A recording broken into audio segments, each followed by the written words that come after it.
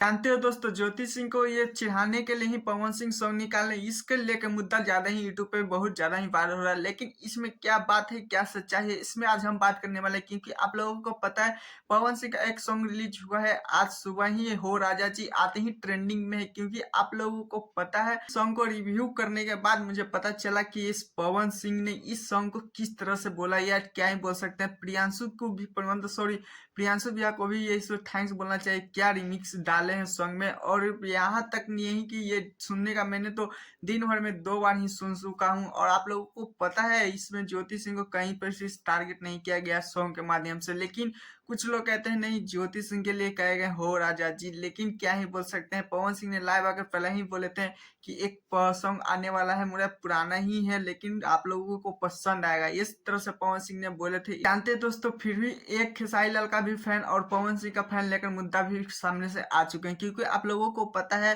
कि ये दोनों का सॉन्ग एक साथ ही रिलीज हुआ है यूट्यूब पे, और दोनों का एक ही समय पे सब कुछ हुआ है। लेकिन कुछ लोगों को जानना है कि सबसे ज्यादा व्यू, मतलब ट्रेंडिंग पे कौन है, और सबसे ज्यादा कौन सा सॉन्ग पॉपुलर हो रहा है अभी। कहते हैं कि खेसारी लाल भी पीछे नहीं है, नहीं पवन सिंह भी पीछे है। क्योंकि आप लोगों को पता है, पवन सिंह खेसारी लाल का एक सॉन्ग सिर्फ 1 लाख का आगे पीछे का व्यू चल रहा है, दोनों साथ में ही है। अभी फिलहाल अभी ट्रेंडिंग पे खेसारी लाल का सॉन्ग नहीं गया, लेकिन व्यू के मामला में बात करें तो अभी 1 लाख का आगे पीछे चल रहे हैं। देखते हैं अभी शाम तक होते होते कितने व्यू ले कमाते हैं। लेकिन आप लोगों को क्या लगता है कि पवन सिंह इस बार जीतेंगे, या पावर स्टार पवन सिंह जीतेंगे, या ट्रेंडिंग स्टार खेसारी लाल यादव? लेकिन इसी दोनों पे देखते हैं।